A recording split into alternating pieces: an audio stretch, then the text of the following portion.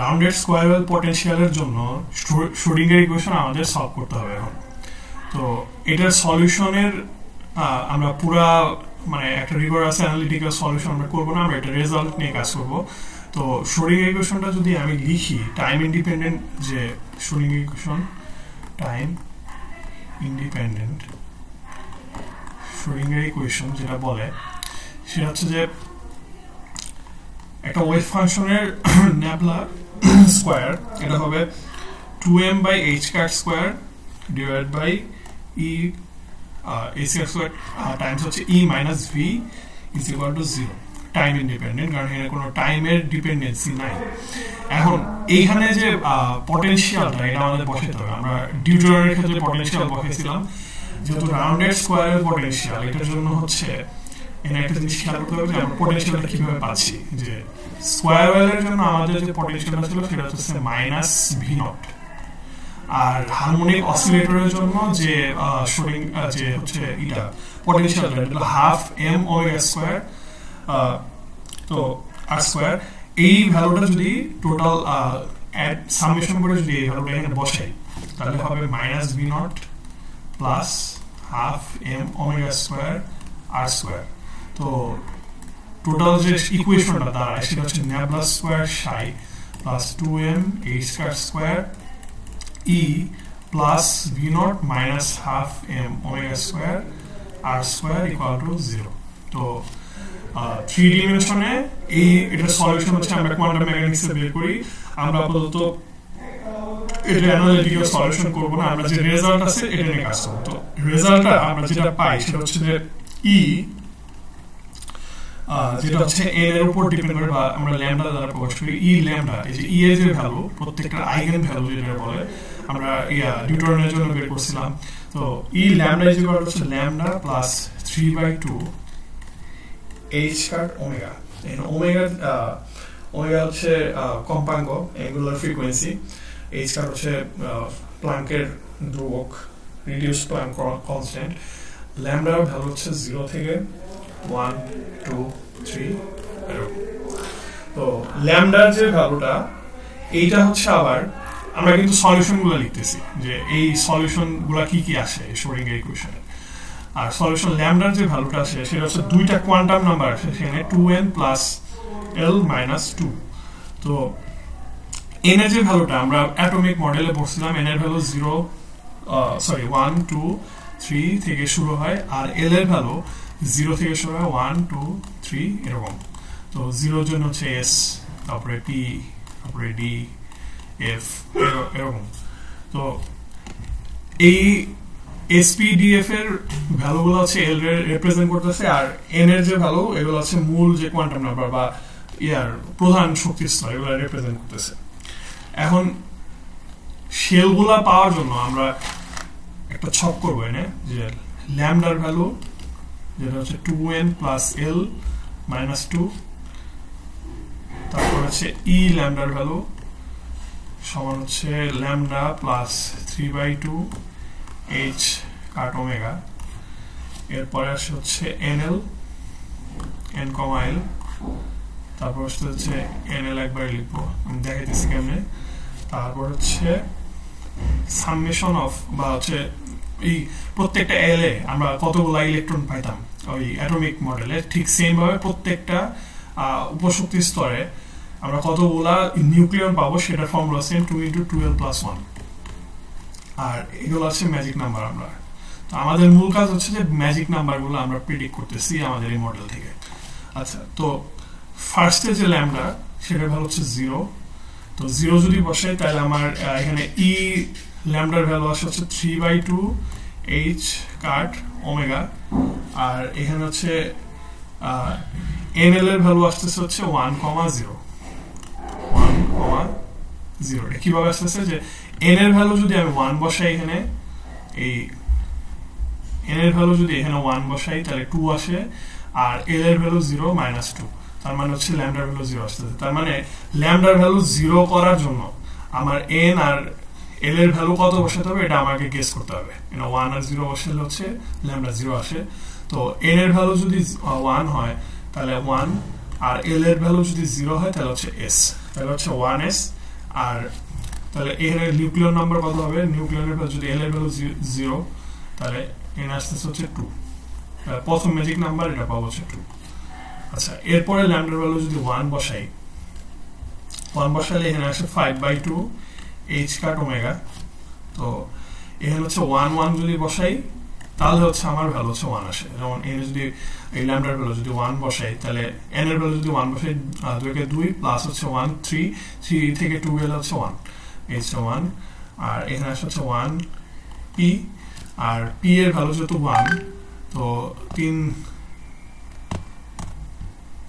p এর value যেহেতু 1 যদি 1 বসে এখানে তাহলে 2 টাইমস 3 টাইমস হচ্ছে এটা হচ্ছে 6, তাহলে 6 আর আগের যে এখানে হচ্ছে 6 আর 2 আগের গুলো যদি যোগ করি এখানে আসে হচ্ছে 8। আচ্ছা, এরপরে ল্যামডার ভ্যালু যদি 2 বসাই এই জায়গায় তাহলে এখানে আসে হচ্ছে 7/2 h কাট ওমেগা, আর এখানে আসে হচ্ছে 1,2 আর হচ্ছে 2,0, কারণ দুইটা কেসে হচ্ছে আমার ল্যামডার ভ্যালু 2 বানানো যায়। n এর ভ্যালু 1 বসালে হচ্ছে n এর ভ্যালু 1 আর l এর ভ্যালু যদি 2 বসাই তাহলে এখানে ল্যামডার ভ্যালু 2 আসতেছে, আর n এর ভ্যালু যদি 2 বসাই আর l এর ভ্যালু যদি 0 বসাই তাহলে ল্যামডা 2 আসতেছে। আচ্ছা, তাহলে এইখান থেকে n l এর যে ভ্যালুটা পাবো সেটা হচ্ছে যে 1p 1d আর 2 হচ্ছে s, আর n থেকে ভ্যালু আসতেছে হচ্ছে 1d তে আমার টোটাল ইলেকট্রন থাকতে নিউক্লিয়ন থাকতে পারে হচ্ছে, যেহেতু d এর ভ্যালু হচ্ছে d এর ভ্যালু 2 2 দুগুণে 4 আর এক হচ্ছে 5 5 দুগুণে হচ্ছে 10, এখানে 10 আর হচ্ছে 2s এ থাকতে পারে, s এর মধ্যে কয়টা থাকতে পারে, দুইটা থাকতে পারে, n হচ্ছে 2 আর হচ্ছে 2, তার মানে টোটাল যে নাম্বার 12। তো আসলে এই যে শেলটাতে টোটাল নিউক্লিয়ার নাম্বার হচ্ছে 12টা। তো আমরা আগের গুলোর সাথে যোগ করব, তাই হচ্ছে 20। আচ্ছা, এরপরের যে এটা শেল 3 যদি বসাই এখানে আমার ভ্যালু আছে 9/2 h কাট ওমেগা, আর কোন কোন ভ্যালুর জন্য আমার আসলে 3 আসে আমি যদি দেখি তাহলে দেখবো যে 1 আর 3 যদি বসাই তাহলে আমার 3 আসতেছে, আর 2 আর 1 যদি বসাই তাহলে হচ্ছে আমার কি ওই 3 আসে ল্যামডার ভ্যালু। বসাই দেখতে পারি এই জায়গায় এই যে ফর্মুলাটা আছে এখানে, এভাবে বসালে ল্যামডার ভ্যালু হচ্ছে 3 আসে। আচ্ছা, তাহলে এখান থেকে যে শেলগুলো আসতেছে সেটা হচ্ছে 1f আর হচ্ছে 2p। তাহলে 1f এ কতগুলো ইলেকট্রন থাকতে পারে, নিউক্লিয়ন থাকতে পারে, টোটাল হচ্ছে f এর ভ্যালু যদি বসাই দিই f এর ভ্যালু হচ্ছে 3, তাহলে 3 দুগুণে 6 আর 1 এ 7 7 দুগুণে টোটাল হচ্ছে 14, 14 আর 2p তে থাকতে পারবে হচ্ছে টোটাল 6টা, তাহলে এখানে আছে 20। এখন প্রবলেম হচ্ছে যে আগে 20 এর সাথে যদি যোগ করি তাহলে আসে হচ্ছে টোটাল হচ্ছে 40, কিন্তু 40 যে নাম্বারটা এটা ম্যাজিক নাম্বার না, এটা হচ্ছে প্রবলেম। তো এটা হচ্ছে ম্যাজিক নাম্বার না। তো এই 40 যে ম্যাজিক নাম্বারটা এটাকে হচ্ছে মিল করানোর জন্য সায়েন্টিস্ট মেয়ার হচ্ছে একটা প্রপোজাল দিছে, যে ও একটা নতুন একটা কনসেপ্ট নিয়ে আসছে যে স্পিন অরবিটাল ইন্টারঅ্যাকশন। তো স্পিন অরবিটাল ইন্টারঅ্যাকশনের কারণে ওর যে হাইপোথিসিসটা সেটা হচ্ছে যে এটা একটা ইন্টারঅ্যাকশন, যে স্পিন যে নিউক্লিয়ন গুলো আছে এগুলো নিজের অ্যাক্সিসেও ঘুরে আবার হচ্ছে যে একটা অরবিটালে এরা হচ্ছে মুভ করে। তো স্পিন অরবিটাল ইন্টারঅ্যাকশনের জন্য প্রত্যেকটা NL যে শেল গুলা ছিল যে 1s তারপর 1p 1d 2s এরা হচ্ছে আবার স্প্লিট হয় মাঝখানে। তো প্রত্যেকটা NL এটা হচ্ছে স্প্লিট করে দুইটা ভাগে। তো স্প্লিটটা আমি দেখাই এরকম। তো এইখানে স্প্লিটার হওয়ার পরে আমি একটু বর্তমানে একটু মানে অ্যাবস্ট্রাক্ট একটু বুঝে দিচ্ছি, পরে হচ্ছে আমি মানে বিস্তারিত দেখাবো যে NL এটার যে হচ্ছে মধ্যে একটা এনার্জি গ্যাপ তৈরি হয় প্রত্যেকটা এনার্জি স্প্লিট হওয়ার পরে, এর যে হচ্ছে নতুন আরেকটা কোয়ান্টাম নাম্বার এখানে হচ্ছে ও অ্যাড করে এনএল এর সাথে একটা কোয়ান্টাম নাম্বার যেটা অ্যাড হয় হচ্ছে জে। তো এখানে যে জে এর ভ্যালু সেটা হবে যে এল মাইনাস হাফ, আর হচ্ছে জে এর ভ্যালু এখানে আসবে এল প্লাস হাফ। তো প্রত্যেকটা কোয়ান্টাম নাম্বার যেটা এন এল এ লেখা ছিল আগের হাইপোথিসিসে, ও এবার স্পিন অরবিটাল ইন্টারঅ্যাকশনটা অ্যাড করার পরে এন এল জে আকারে লিখবে এবার, মানে প্রত্যেকটা ইটাকে, মানে প্রত্যেকটা অরবিটাল রে। যেমন হচ্ছে আগে যে 1D 1p ছিল, তো 1p রে এখন জে আর কি একটা নতুন একটা কোয়ান্টাম নাম্বার অ্যাড করতেছে, যেখানে জে এর ভ্যালু হচ্ছে এল মাইনাস হাফ আর জে এর ভ্যালু হচ্ছে এল প্লাস হাফ। তো যে ভ্যালুটা সেটা হচ্ছে এল মাইনাস হাফ থেকে এল প্লাস হাফের মাঝখানে। আচ্ছা, এখন আমরা আবার হচ্ছে আগের স্পিডে চলে যাই যে কিভাবে আমরা কোয়ান্টাম নাম্বারগুলো লিখি। তো ফার্স্টে ছিল হচ্ছে আমার 1s, আমি এই যে এখান থেকে দিয়ে লিখতেছি যে আমার এই যে 1s। তো ফার্স্ট যে অরবিটালটা এটা হচ্ছে 1s টা ভাগ হবে, আচ্ছা 1s টা হচ্ছে স্প্লিট হবে। এখন প্রবলেম হচ্ছে 1s যদি স্প্লিট হয় s এর ভ্যালু হলো, s এর ভ্যালু হচ্ছে l হচ্ছে 0। তো 0 যদি হাফ হয় তাহলে j এর ভ্যালু কত? j এর ভ্যালু হচ্ছে প্লাস হাফ থেকে 0 মাইনাস হাফের মাঝখানে, যেটার ভ্যালু আসলে হচ্ছে হাফই আসলে। তাহলে ও বলতেছে যে এখানে 1s রে আমি 1s মানে 1s এর এখানে আর স্প্লিট হওয়ার কোনো ওয়ে নাই, তাহলে 1s হলো 1s ই থাকবে, আর 1s এর কয়টা ছিল? দুটো ছিল, দুটোই লিখবে। আচ্ছা, তো এরপরে যেটা 1p যে শেলটা ছিল যে এখানে 1p যে শেলটা ছিল, যে 1p এই শেলটা হচ্ছে স্প্লিট হবে দুইটা ভাগে, কারণ কি p এর ভ্যালু হচ্ছে 1। তো এখানে আমি লিখতেছি যে যে ভ্যালুটা এটা হচ্ছে 1 মাইনাস হাফ আর হচ্ছে 1 প্লাস হাফ। তো এখানে আমি লিখতেছি হাফ আসে আর হচ্ছে এখানে আসে 3/2 আসে। তাহলে যে p হচ্ছে দুইটা ভাগে ভাগ হবে, দুটো স্প্লিট হবে, একটা হচ্ছে 1p 3/2 আর হচ্ছে 1p হাফ। ঠিক আছে, তো p এর যে ইলেকট্রন সরি নিউক্লিয়ন নাম্বার, তো এখানে আমি পাবো হচ্ছে টোটাল 4টা, আর এখানে পাবো হচ্ছে 2টা। আচ্ছা, তো এটা গেল। তারপরে সেটা হচ্ছে 1D। তো 1D এর যে স্প্লিটটা, এটা 1D আসে সাথে কত আসে? এর সাথে আসলে হচ্ছে 1D এর সাথে হচ্ছে 2s। 1D এর সাথে হচ্ছে 2s। তাহলে 1D এর হচ্ছে স্প্লিট হবে, s এর তো স্প্লিট হয় না। তো d এর যে স্প্লিটিংটা সেটা কি কি ভাগে হবে? d এর স্প্লিট হবে হচ্ছে 1D, আমরা একটু হিসাব করে দেখতে পারি, এটা হচ্ছে 3/2 আর হচ্ছে 1D যেটা আছে ওটা হচ্ছে 5/2, কারণ d হচ্ছে কত? 0 1 2, 2 এর সাথে 3/2 যোগ করলে হচ্ছে 5/2 আসে। d এর ভ্যালু হচ্ছে কত? 2 0s p। আচ্ছা ঠিক আছে, 2 এর সাথে যদি হাফ যোগ করি তাহলে এখানে আসে হচ্ছে 2 5। আচ্ছা, আর এখানে যদি 2 থেকে হাফ মাইনাস করি তাহলে 3/2 আসে। আচ্ছা, আর 2s এর যে এটা ছিল মাঝখানে যে আরেকটা ই আছে, ওইটা আমরা আর স্প্লিট করি না, ওটা হচ্ছে এটার মাঝখান দিয়ে যাবে। 2s এটার মাঝখান দিয়ে যায়। তো 2s এর টোটাল যে নিউক্লিয়ন নাম্বার, 2s এ তো দুটোই থাকে, এটা তো দেখলাম 12। আর এখানে যে ইলেকট্রন নাম্বার সেটা হচ্ছে কি বলে, d এর জন্য আসবে হচ্ছে 6 আর উপরের জন্য আসবে হচ্ছে 4। আচ্ছা, এখানে আমি ইলেকট্রন মানে নিউক্লিয়র নাম্বারগুলো বের করতেছি কিভাবে? নিউক্লিয়র নাম্বার যে বের করতেছি এর ফর্মুলা হচ্ছে, আচ্ছা এখানে একটু লিখে দিই, নিউক্লিয়র নাম্বারগুলো, nucleon number is equal two আসতেছে হচ্ছে 2j + 1।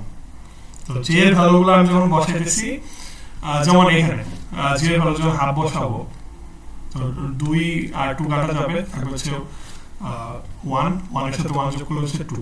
এই যে এই ভ্যালুগুলো প্রত্যেকটা ভ্যালু এখান থেকে আসতেছে প্রত্যেকটা এই 2 এইবার এখানে আসতেছে, তো নিউক্লিয়ার নাম্বার 2J+1। আচ্ছা, আর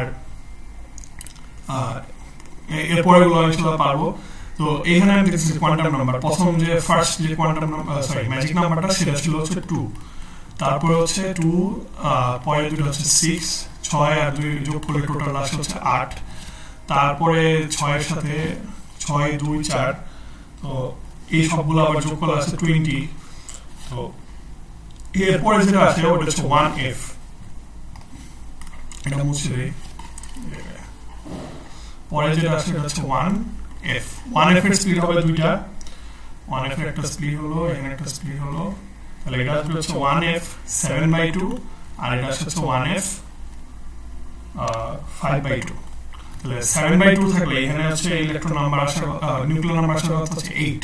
তো এই যে 8টা আসলো তার মানে কি আগের যে 20টা এর সাথে যখন আরো 8টা যোগ করলাম আজকে হচ্ছে আমার 28।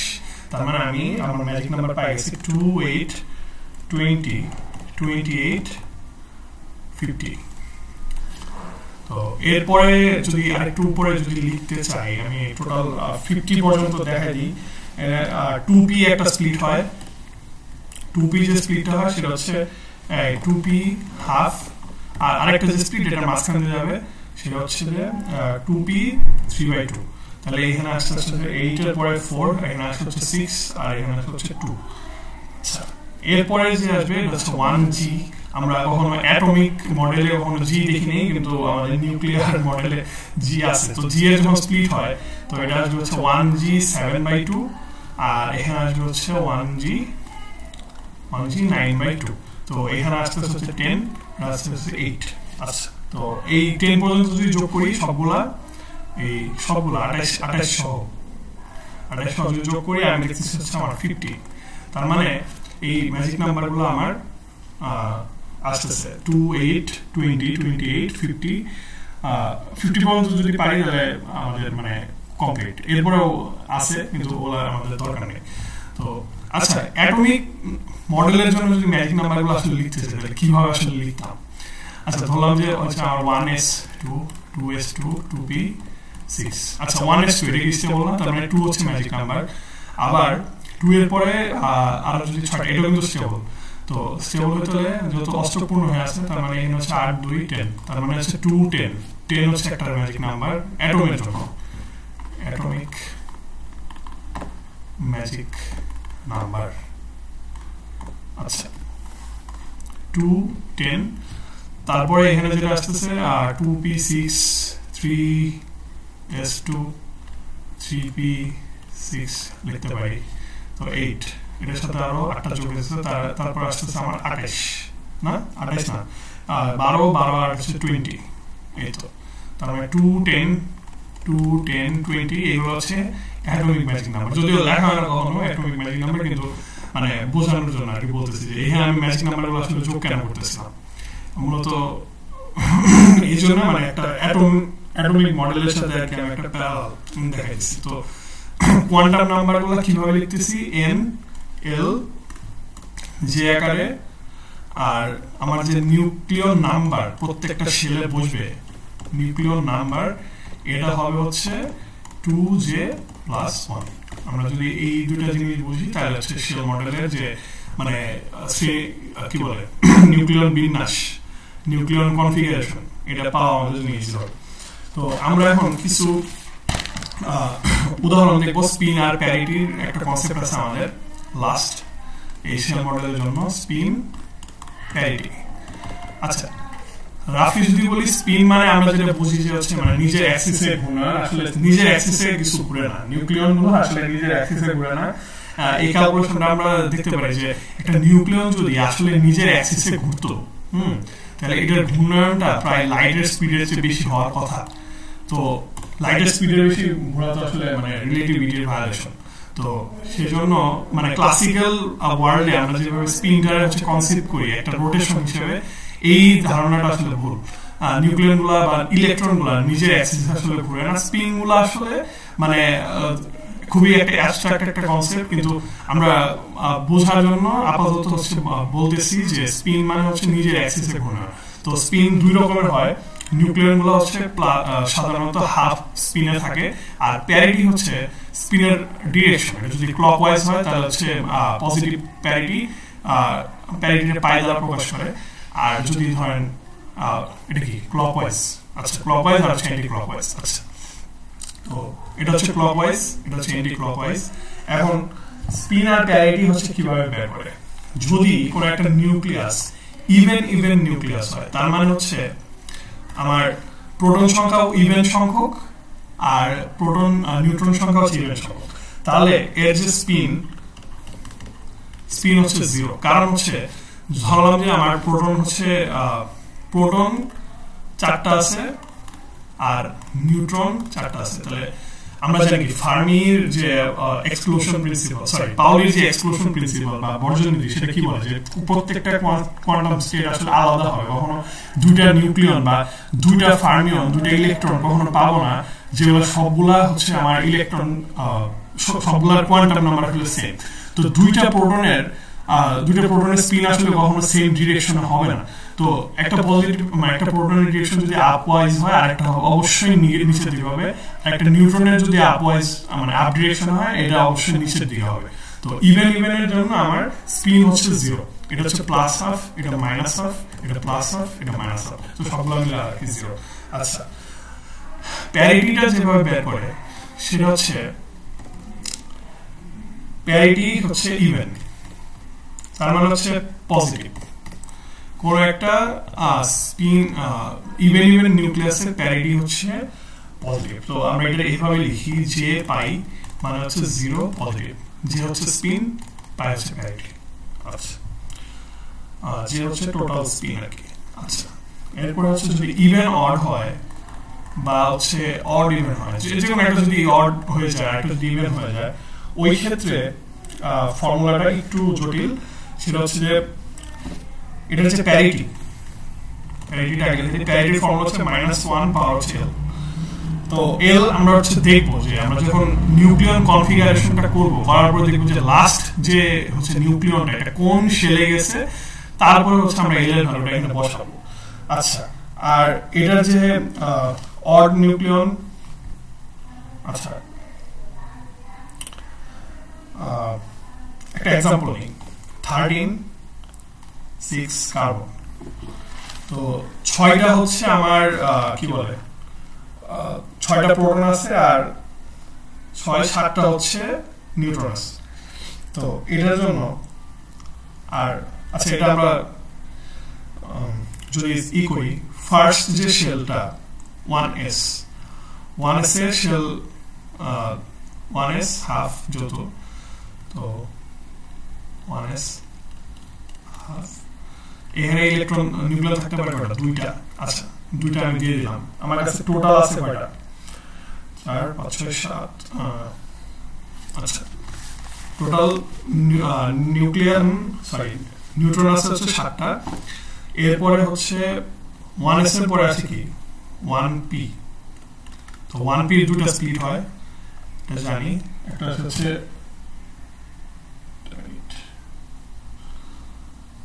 1p, এটা হচ্ছে 1p 3/2 আর এটা হচ্ছে 1p হাফ। তো 1p হাফ এখানে হচ্ছে এখানে 4টা থাকতে পারে আর এখানে হচ্ছে একটা থাকতে পারে, তাহলে এখানে আমার 4 5 6 আর একটা হচ্ছে 7, তাহলে এখানে টোটাল 7টা হয়ে গেল। আমার 7টা নিউক্লিয়ন ছিল, 7টা প্রোটন ছিল, নিউট্রন ছিল, আমি 7টা এখানে দিয়ে দিচ্ছি। আচ্ছা, তাহলে যে ইলেকট্রন কনফিগারেশন নিউক্লিয়ার যে কনফিগারেশন এটা 1s হাফ 2 1p 3/2 4 আর লাস্ট আছে 1p হাফ, সরি হাফ এটা হবে না 1। আচ্ছা, তাহলে এটা হচ্ছে আমার নিউক্লিয়ার কনফিগারেশন। তাহলে এটা যে অবশ্যই আমি দেখতেছি এখানে হাফ, আর সর্বশেষ যত নিউক্লিয়ন নিয়ে আমার কনসিডার করতেছি, আর এখান থেকে পাই হচ্ছে হাফ 1, তাহলে হচ্ছে -1, কারণ L এর ভ্যালু কত এখানে, L এর হচ্ছে 1, এই 1টা হচ্ছে এখানে পাইছি। আচ্ছা, আমরা কেন নিউট্রন একটা নিলাম, নিউট্রনেরটা নিলাম কারণ আমি তো জানি যে আমার প্রোটন হচ্ছে জোড় সংখ্যক, তো প্রত্যেকটা জোড় সংখ্যক কাটাকাটি করে যেহেতু 3 জোড়া আছে 3 জোড়া কাটাকাটি করে 0 হয়ে যাবে। আমার বেজোড় সংখ্যক কোনটা? নিউট্রন। নিউট্রনের হচ্ছে বেজোড় সংখ্যা, সেই জন্য হচ্ছে আমি নিউট্রন যে কনফিগারেশনটা, এটা কিন্তু আমি নিউট্রন কনফিগারেশন করতেছি, নিউট্রন কনফিগারেশন করলাম কারণ হচ্ছে নিউট্রন আমার আসলে হচ্ছে অড সংখ্যক ছিল। তার মানে যখন একটা ইভেন অড যখন একটা নিউক্লিয়াস আমার থাকবে, আমার টোটাল স্পিন আর প্যারিটিটা ডিপেন্ড করবে হচ্ছে ওই যে অড সংখ্যক একটা লাস্ট একটা নিউক্লিয়ন থাকবে, ওই লাস্ট নিউক্লিয়নটার জন্য হচ্ছে আমার স্পিন আর প্যারিটিটা হচ্ছে ডিকটেট করবে। আচ্ছা, এরপরে হচ্ছে লাস্ট যেটা অড অড অড অড যদি নিউক্লিয়ন থাকে, নিউক্লিয়াস যদি থাকে, তাহলে এই ক্ষেত্রে আমার একটা রুল আছে, এটার নাম হচ্ছে নর্ডাইন রুলস। আর এই ক্ষেত্রে যে আমার প্রোটনের প্যারিটিটা যেটা আসবে লিখে দিই, এটা হচ্ছে পাই, হচ্ছে pi of P times pi of N, তার মানে হচ্ছে -1 of L P -1 of L N. মানে নিউট্রনের যে এল মানে অড যেহেতু দুটোই অড, সর্বশেষে একটা ইলেকট্রন সর্বশেষে একটা নিউক্লিয়ন থাকবে দুটারই, তো সর্বশেষ যে প্রোটনটা যে শেলে আছে ওটার এল, আর সর্বশেষ যে নিউট্রনটা যে এল আছে সেটার এল, ওটাই হচ্ছে এখানে বসাবো। তাহলে মানে মূল যে ফর্মুলাটা আছে সেটা -1 to the power L plus L N L P. আচ্ছা, এখন প্যারিটি তো বুঝলাম, আমরা একটা এক্সাম্পল এখানে নিই। যেমন যদি ডিউটেরন নেই, সেই ডিউটেরন আমাদের ডিউটেরন হচ্ছে একটা অড অড নিউক্লিয়াই, তো এটার জন্য প্রোটন আসবে হচ্ছে 1s হাফ 1, আর নিউট্রনের জন্য আসবে হচ্ছে 1s হাফ 1। তাহলে যে অফ পি যেটা আসতেছে সেটা হচ্ছে হাফ, তারপর এল অফ পি যেটা আসতেছে সেটা হচ্ছে 0, জে অফ এন যেটা আসতেছে সেটা হচ্ছে হাফ, এল অফ পি যেটা আসতেছে সেটা হচ্ছে 0। তাহলে স্পিন, আচ্ছা প্যারিটিটা যেহেতু ফর্মুলা লিখে হয়েছে তাহলে প্যারিটিটা আগে বের করি। তাহলে প্যারিটি সমান আসবে হচ্ছে কত? -1 টু দি পাওয়ার 0 প্লাস 0, তার মানে হচ্ছে 1। তাহলে প্যারিটি আসতেছে হচ্ছে 1। স্পিন কত? যদি স্পিনের জন্য যে ফর্মুলাটা সেটা হচ্ছে J of P plus J of N plus L of P plus L of N. তো এটা যদি ইভেন হয়, যদি ইভেন হয় তাহলে স্পিনের যে ফর্মুলাটা সেটা হবে জেপি মাইনাস জেএন, আর JP plus JN plus LP plus LN যদি অড হয় তাহলে যে স্পিন আসবে যে এটা হবে জেপি প্লাস জেএন। তাহলে আমি যদি ডিউটেরনের জন্য দেখি যে সবগুলো যদি যোগ করি, ডিউটেরনের জন্য যোগ করলে আমার for deuteron JP plus JN plus LP plus LN, এটা ভালো কত আসে? Half plus half plus 0 plus 0, তার মানে আসতে হচ্ছে 0 প্লাস 0। তাহলে এখানে আমরা আসতে হচ্ছে 1, হাফ প্লাস হাফ মানে হচ্ছে 1, আমরা হচ্ছে 1। তার মানে এটা কি অড? তো অড হলে ফর্মুলাটা কোনটা হবে? এই যে উপরেরটা, দুটো যোগ করতে হবে। তাহলে জে অফ ডিউটেরন এটা হবে হাফ প্লাস হাফ, ফর্মুলা হচ্ছে 1। তাহলে ডিউটেরনের যে পাই 1 প্লাস। তো আশা করি আমরা বুঝতে পারছি এই ক্লাস থেকে যে আমরা একটা শেল মডেলের থেকে কিভাবে হচ্ছে নিউক্লিয়াসের শেলগুলা বের করি, তারপর হচ্ছে প্রত্যেকটা শেলে কিভাবে হচ্ছে আমার স্পিন আর প্যারিটি গুলা বের করা হয় প্রত্যেকটা নিউক্লিয়াস টাইপস অফ নিউক্লিয়াসের জন্য, আর কিভাবে হচ্ছে আমরা স্পিন আর প্যারিটিটা বের করি। আর একটা নিউক্লিয়াসের যেহেতু বিভিন্ন স্টেট থাকে, নিউক্লিয়াস মানে এনার্জি স্টেট গুলো থাকে, তো এনার্জি স্টেট গুলো আমরা এই যে কিভাবে বের করছি প্রত্যেকটা কোয়ান্টাম নাম্বার থ্রুতে, এই যে প্রত্যেকটা কোয়ান্টাম নাম্বারের থ্রুতে আমরা কিভাবে হচ্ছে যে মানে শেল গুলা বের করছি। তো নিউক্লিয়ার শেল মডেল মানে যদি মোটামুটি আমরা জানি তাহলে হচ্ছে স্পিন আর প্যারিটি সম্পর্কে ধারণা চলে আসে। তো যে কোনো ধরনের ইভেন বা অড বা ইভেন অড যে ধরনের নিউক্লিয়াস হোক না কেন, এরপরে হচ্ছে আমাদের মানে স্পিন আর প্যারিটি বের করতে পারার কথা।